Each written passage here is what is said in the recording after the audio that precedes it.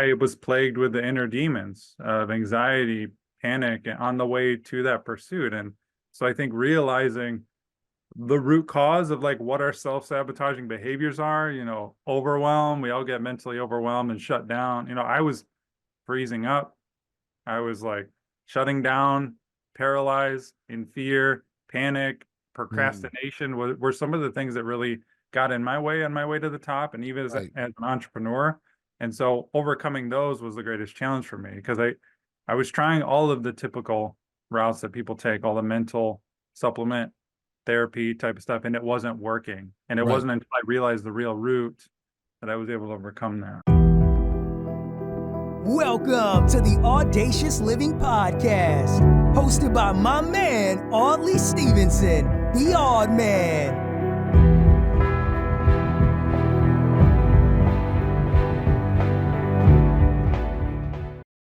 Greetings and salutations. Welcome to the Audacious Living Podcast, where our ongoing goal is to help our listeners live their best audacious lives ever. Thanks so much for joining us on the podcast and taking time out of your schedule to be here. Now, making tough decisions within ourselves is like navigating through a stormy sea. Just the way a skilled captain must rely on intuition and experience to guide the ship safely to its destination, we must tap into our own inner wisdom to make courageous decisions that lead us to our true path. Now, we got John Graham on this episode of the podcast, and phenomenal to have him here. He's a three-time USA memory champ, known for his expertise in memory techniques and mental strategies. But beyond this, and his impressive memory feats, John has a deep understanding of overcoming anxiety and panic attacks, leading him to help others on their journey to emotional freedom. Now, in this episode, John will share his insights on the root causes of anxiety and panic attacks, and how addressing suppressed emotions is the key to finding emotional empowerment as well as peace. So get ready. I'm telling you, it'll be a fun conversation. John has a lot of great insights to offer, and I would encourage you to be ready and see. Let's see how much you retain at the end of our conversation. Enjoy.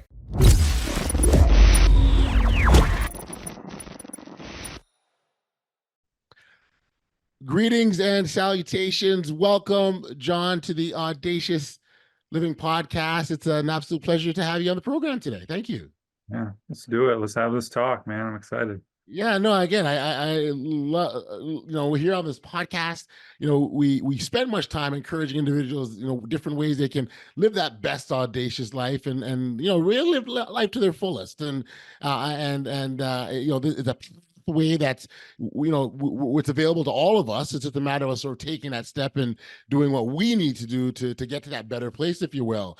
Now, from time to time, there are things that occur that get, obstacles, boulders, path, that come on our pathway that make things a bit more difficult or disruptive, if you will. And certainly, you've had some experience with chronic panic attacks and anxiety attacks, and you've had to navigate and figure out how to work through those to get yourself to a place where you can be productive and, again, living that best audacious life. So, I kind of set that up a little bit. Maybe as a starting point, we can get you to sort of explain our audience a little bit about sort of who you are and what you do. And of course, being a three-time memory champ is kind of cool too. So we'd love to hear more about that as well.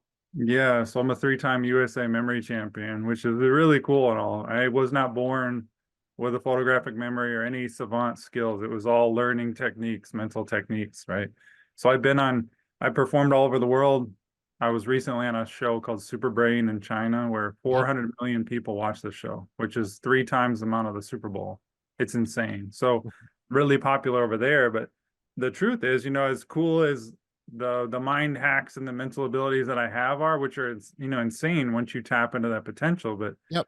I was plagued with the inner demons of anxiety, panic, and on the way to that pursuit. And so I think realizing the root cause of like what our self-sabotaging behaviors are, overwhelm, we all get mentally overwhelmed and shut down. I was freezing up. I was like shutting down, paralyzed, in fear, panic, Mm, procrastination were some of the things that really got in my way on my way to the top, and even as right. an entrepreneur. And so overcoming those was the greatest challenge for me because I was trying all of the typical routes that people take, all the mental supplement therapy type of stuff, and it wasn't working. And it Right. wasn't until I realized the real root that I was able to overcome that. Got you. Let's talk about that work to figure out the root. I mean, it's going to be different for a lot of people. Some people they can pinpoint to the moment.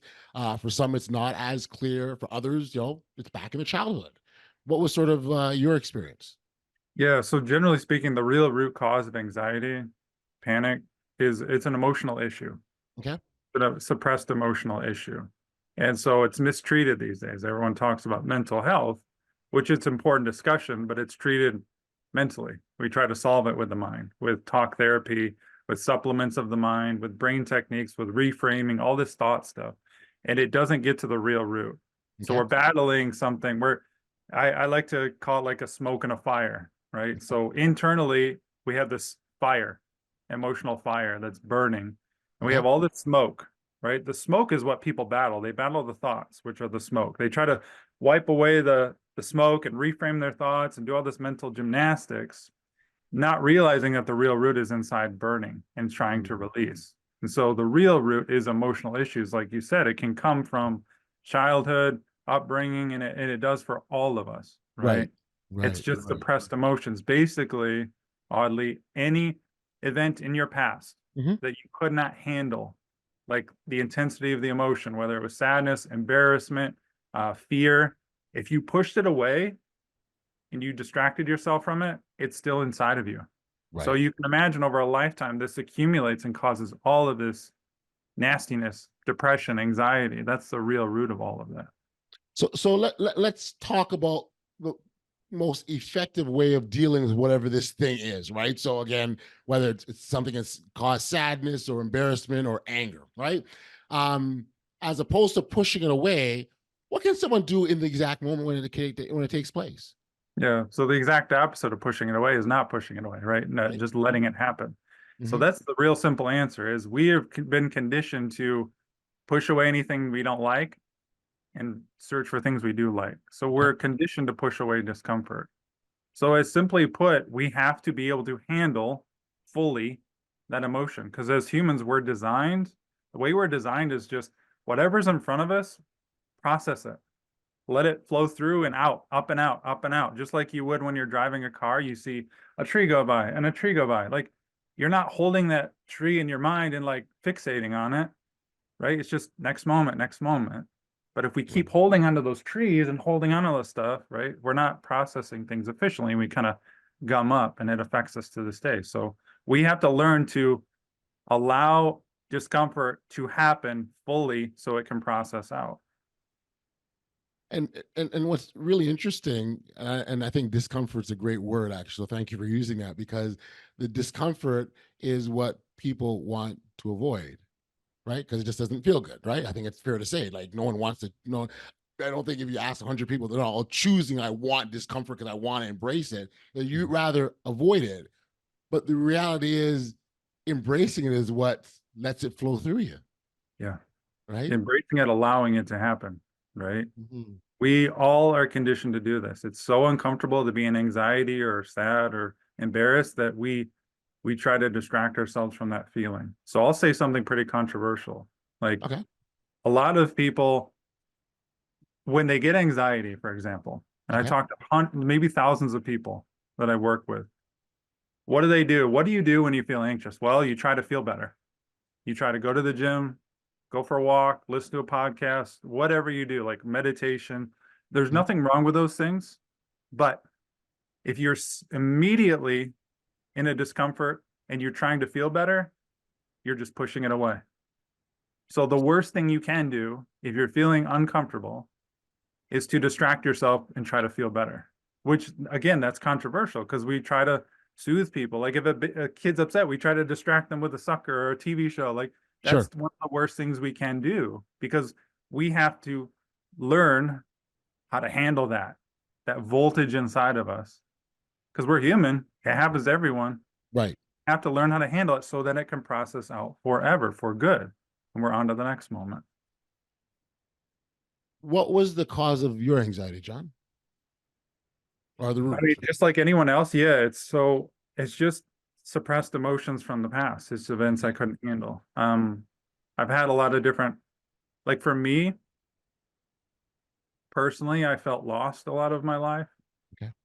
Like, and this is a very normal thing, not lost in the sense of like, oh, I'm out in the woods and I can't find myself. It's lost in meaning like you're surrounded by people in school, adults, but you feel so alone on the inside because someone's making fun of you or you got an answer wrong and you feel alone and trapped, right? So for me, it's just the embarrassment of doing something wrong. I think I was conditioned to be like feel like I need to be perfect, feel like I need to get answers right, feel like I need to get all A's to achieve to be loved, right? We're slowly conditioned like, because let's be honest, parents, and again, don't blame your parents, please, right? Parents, when you do something right, good job, awesome, right? You get praise, you Right. feel good. Right. And if you do something wrong, you get yelled at or you get, you feel their emotion, their frustration. And so it's very uncomfortable. So we condition ourselves to do things like to achieve, get praised and validation, and we avoid all that discomfort. So that was me. Like, I feel like over time, I just sought out the things that made me feel good and praised. And I avoided anytime I was wrong, I wanted to hide it inside of me. I didn't want to be embarrassed. I didn't want to share my opinions. Right. So that's the buildup over time. When did you realize it was problematic for you? Yeah, this is a really good question. So as I'm training to become a memory champion and win multiple championships, I noticed I was shutting down, meaning I would be competing online in these memory competitions Okay. and I would just freeze up like a deer in the headlights, like completely freeze in like a panic moment. Okay. And I wasn't able to continue. I wasn't able to memorize. And people would be like, what happened? And I would lie about it. Like, oh, it was a glitch in the computer. Sorry, whatever.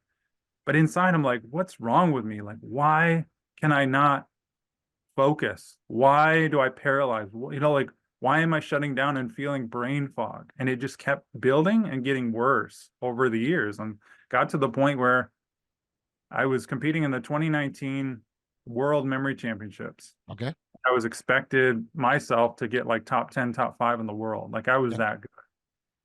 This is in China. And the very first event, which was one of my best events, images, Okay. I turned over the sheet of paper to start the event and the images were blurry, like they had been printed blurry. Mm. And I had a panic attack because I trained for months, for years. I wanted this. And then the first event, like I was like, what the F is this? And I freaked out and I lost control and I just completely bombed and it sent me in a spiral. Right. And so these events just kept getting worse and worse to eventually I was having panic attacks. And those are like like the worst of the worst. Some panic attacks are so bad you feel like you're going to die. You feel like they mimic like a heart attack feeling or a stroke. There's a sense of impending doom. So this kept building to the point where I had to do something about it because it was so debilitating. If you can sort of make the distinction between a panic attack and anxiety attack, was that a fine line or is there a very gaping distance between the two? Yeah, I mean, depending on who you talk to, everyone kind of defines it differently. For me, Okay. it's one and the same. There's a spectrum. So a light panic anxiety attack could mean like start to like freeze up in the headlights and feel like something's wrong, and it lasts for a couple minutes, right? And you're like, what the heck was that? Your heart starts racing, you feel like you're dizzy, you're gonna faint. All the way up to like, for me, the left side of my face went numb. I thought I was having a stroke. I drove to the hospital. I thought I was going to die on the way to the hospital. The whole time I believed I was going to die, like sheer terror, because I could feel all these changes in my body. My mind was like, you're going to die. You're going to drop dead. You better say bye to your brother who's driving you to the hospital because you're going to die. So there's like a spectrum where this adrenaline wave of stress, cortisol, adrenaline surges through your body. And then you go into your mind and say, what is wrong with me? Am I going to die? Right? All of these things. And you start thinking and living in your worst fears, your worst case scenarios. Yeah. Yeah. Wow. Because especially the mild, I guess what I'm thinking about is, so those mild, or some, I appreciate the spectrum sort of analogy, if you will, because I would imagine a number of people sort of have mild attacks that don't necessarily lead to the need for any sort of radical treatment or anything like that, or anything. They just it's sort of almost when you described earlier, letting our emotions pass through. It's almost like that attack has to pass through.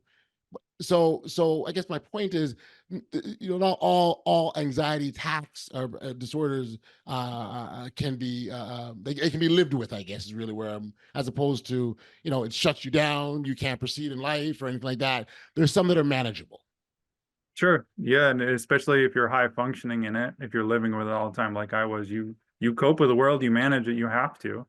But the thing is, oddly, is when I hit the worst of the worst, it forced me to change because Gotcha. I hit rock bottom. It was the worst moment of my life. And so I'm actually glad I didn't continue in the mild ones, quote unquote, because living in the mild anxiety, the panic Right. attack, like you're not forced and prodded enough to change. You're kind of okay. It's like eating junk food. Like, okay, but if you have all of a sudden you have a heart attack, then you're like, oh man, I need to change. So I Yes. had my quote unquote heart attack moment. I didn't have a heart attack, but I had the worst of the worst where I was Right. forced to change and learn the root of this to move through Hmm. it for good.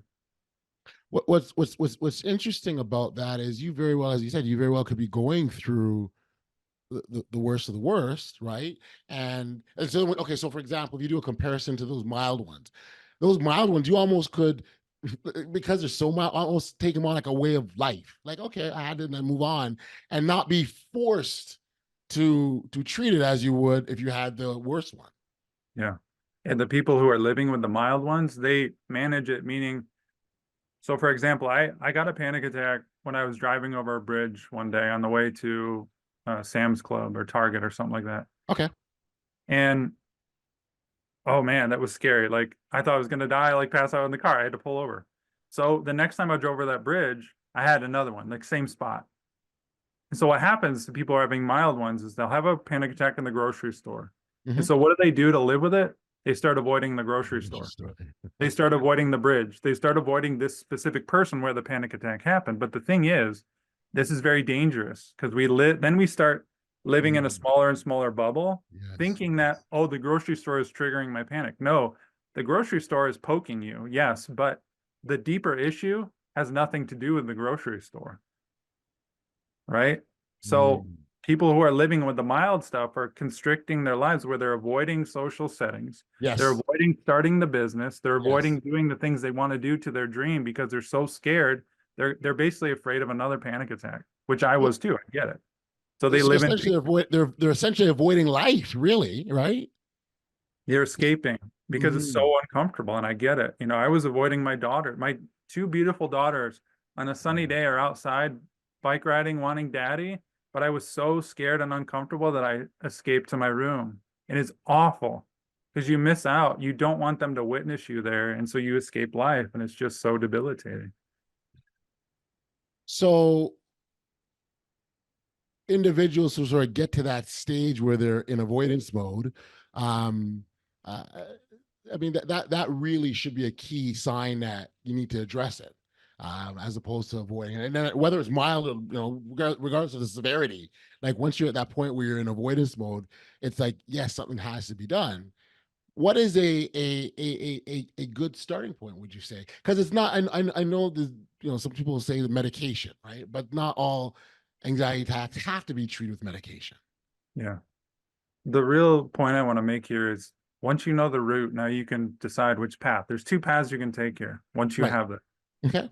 If you understand the root is this deeply suppressed emotions that are stored in your nervous system in your body, now you can do something about it. So Right. the two routes are, number one, you can maintain it, manage it. You can keep taking medications, Xanax or whatever. Again, no judgment. You can keep with the talk therapy and try to reframe your thoughts and try to dig for what's worrying you, what's causing it, right? Dig in the past. All of this will maintain it. Like you're never going to get rid of it. You're just going to kick the can down the road and kind of like manage your life enough to handle it in a highly efficient way, or like a highly functioning way. But you're going to have anxiety the rest of your life and dread and overwhelm, panic. Or you can go in. We can get to the root of this. You can feel those feelings, those boulders inside of you that are suppressed. Learn how to do that to release them. And when you release them for good, forever.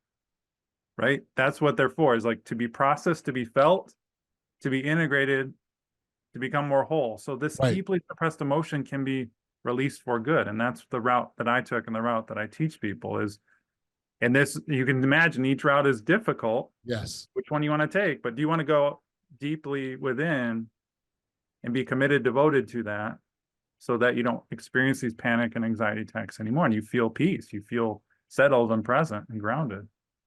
How do you know when it's been released? Is it just a matter of not having more attacks, or is there a way of knowing that you've done enough of the work? Which really what you're describing is some work that has to be done. That you've done enough work to actually do the release. Yeah, I mean, you'll know because you won't have the attacks anymore and you'll feel Sure. lighter. But it's Right. like I give people the example of the gym, like you go one to the gym, you have one release, you're not going to notice it. You're going to look in the mirror like you're not going to notice the workout you did one time. But if you go for a week, 2 weeks, probably a month of good workouts at the gym, all of a sudden you're gonna know, oh my gosh, I feel releases. I feel different every morning. I don't have that dread anymore. I don't have the panic attack when I go to the grocery store. And that's the moment where you're like, this works. You Mhm. have to have that moment. You have to be devoted enough to have that moment where everything flips for you and you say, this is working. This is the path I'm taking. Got you. Yeah. Got you. Man, it's a remarkable journey to go down, and I think, and maybe actually I was going to say I think, but I'm not forget. Well, I'm not going to think. You're going to tell me what is that like when you get to the other side of that release and you know it's gone. How can you describe that? Well, it's peace. You're so comfortable because look, before I was always fixated on the future, worrying, trying to plan everything out. And I don't do that anymore. I'm so at peace and so grounded in the moment because this has nothing to do with like finances or relationships or anything. Like those things aren't causing your anxiety. So when you wake up without anxiety and dread, like chronic anxiety, panic, you're at peace with, because the process is I'm basically making peace with everything that bothers me. And so if nothing bothers me anymore, like all these triggers, all these frustrations and people that used to bother me, if I make peace with those, I'm releasing the suppressed emotions that's showing I'm bothered, but I'm also, again, at peace because I'm not bothered by anything. That's the state I'm reaching for, is to be unbothered. And that was the path I took. Like, that's what I teach people. Because the things that bother you, oddly, Mhm. if something bothers you, that's a doorway to a trapped emotion. You Yeah. do not need therapy to figure out, oh, I was 5 years old when whatever, someone yelled at me. You don't need to know. That's why stop digging, stop taking those therapeutic digging routes, because you're basically strengthening all those neural pathways. Instead, if I'm bothered by this person, like if I'm bothered by you for whatever reason, that Yeah. shows that there's something inside of me that's not okay. And Right. if I know how to release that, I'm unbothered. So I would just say I'm unbothered by so many things that used to paralyze me and trigger me, that I can live in peace and presence. Got you. I love the journey. Absolutely love the journey, John. Um, the connection or correlation to your memory work and overcoming anxiety, is there? Can you sort of talk what that connection is, or is there one? It's a really good point. Memory. So memory, people believe, is pretty boring. Like they believe I got to read something over and over, just like cement it in. That's not really memorizing. When you learn memory techniques, you learn how to use your right brain, which is your creative, imaginative, feminine side, to like use imagination and connect it. So you know where the information is, right? Why am I saying this? Because you have a harmony of left and right brain. You're actually accessing your heart, even your creativity, when you're memorizing. Same thing when you're releasing anxiety and handling. Because if you have anxiety, you're always in your head. You're so freaking left brain, like I was, like analytical, logical, like Oh, structured, fight or flight, right? that Yes. you shut off access to your heart and your right brain. And Hmm. so the path to this release is bringing that harmony back. I don't want to say balance because everyone's different, but harmony, bringing your right brain and your heart back into the equation. And so it's the same thing, is when you harmonize those aspects and know how to do this, you allow things to happen that you wouldn't happen before. And you're not stuck up in your head and your mental conditioning that allows you to drop in your heart, allows you to drop in your creativity and your presence to handle these things. So there is a parallel to that balance and harmony. And is there something, people can do on their own? So in that moment, if you could describe, maybe is there one or two things that people can do to deal with it in the moment? Yeah, I mean, the biggest thing, and I walk people through this because there's really a 3-step process I walk people through to release anxiety for good, the panic for good, is number one, you have to have a fully regulated nervous system. Yeah. If you're in anxiety, your nervous system is dysregulated, meaning it's always switched on. You're tense, you're deeply, deeply tense, which the tension is what's holding in those trapped emotions. So I walk people through how to very simply regulate and release those decades of tension to release this. The most of what we talked about is allowing that uncomfortable emotion. So the second part is unhooking from it. Instead of scrolling on your phone or trying to feel better, like go for a walk or something, before you do any of those things to feel better, be with that emotion. Like, it's that simple, but it's that hard for people because they want to, what do I do? What do I do? You feel it. You allow it to do whatever it wants to do, and you're devoted to that. And then the third part is I teach catalyst integration, where the deep, deep boulders we have of the past, how do we access those and release those? And I walk people through how to do that on their own. Here's the thing, Audley, is you do not need someone to ask you questions. You can do all these 3 steps on your own. And I want to self-empower people because they have the ability to handle this. Yeah, no, I think that, and that's an excellent point, that the power is within. The power is there. It's a matter of just accessing it, right, and putting it to work. And I think that's when we can empower people that way. That's a wonderful, beautiful thing. For listeners that wanted to sort of connect with you directly and maybe learn more about your work or even work with you, where can we send them, John? Yeah, you can go to. There's a free guide, a 12-minute video I made on explaining this release process more deeply. Yeah. It's at releasepanic.com/free. Okay. So everyone go download that guide. And then I'm on Instagram pretty often at Memory John G, John with an H. So follow me there for more of this. But yeah, I work with people to overcome this for good. Like like I said, those 2 routes, if you want to take this route, gone forever, release forever, then reach out to me and let me know. And I'm happy to guide you through that, empower you through that. Well, very, very, very cool, man. Look, I really appreciate this chat. One last thing I got to ask you, John, before I get out of here, is probably what's the number one thing people ask you when they find out you're a memory champ? What do they want? Like, what do they throw at you? They're like, what does that even mean? They're like, and I tell them, again, I didn't learn this. I learned techniques, and we compete in competitions all over the world where we memorize things like decks of cards. Like, I can memorize a deck of cards. I did it in 21.5 seconds once, like 52 cards in order. We memorize numbers, we memorize names and faces, we memorize lists of words, all kinds of cool, some of them impractical things, but just utilizing the power of our mind to just memorize massive amounts of information using structure, but also creativity and connection. Right. And imagery as well is a big part of that too, the visualization of things as opposed to the memorization.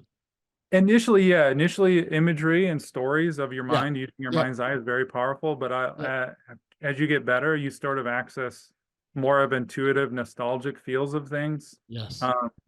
Much quicker, and you just learn how to tap into that brain much quicker to make those connections. Yeah. And so you go full circle. It's so important to deal with these attacks that were because it's going to prevent us from being able to focus and all the other things to be a memory champ, or not even just memory champ, anything in life. So great point, John. Thanks for doing this. This has been awesome. I appreciate you taking the time, man. This is awesome. Well, thanks for digging in, and helping people here, because I appreciate you a lot. I love the energy and what you do. So you're very important in bringing these conversations forward. Thanks for having me. All the best, my friend. Thank you.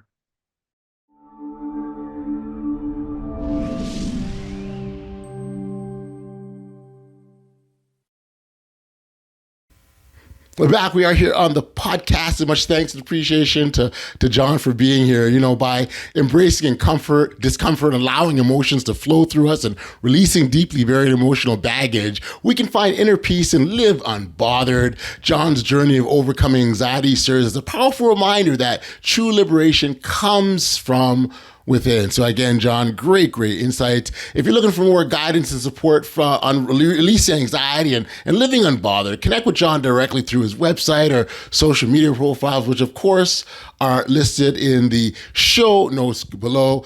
John's got a free guide or a 12-minute video on releasing panic at releasepanic.com for valuable insights and techniques. So it's releasepanic.com/free, and that will get you on your path to emotional well-being. Thank you for tuning in to another episode of the Audacious Living Podcast. If you've enjoyed this episode, consider following, and share, and helping us inspire even more listeners to live a fulfilling and audacious life. Until next time, stay safe, be kind, show love to one another, and be audacious. You've been listening to the Audacious Living Podcast, hosted by Audley Stephenson. If you enjoyed what you heard, be sure to like, subscribe, and share. Until next time, be audacious.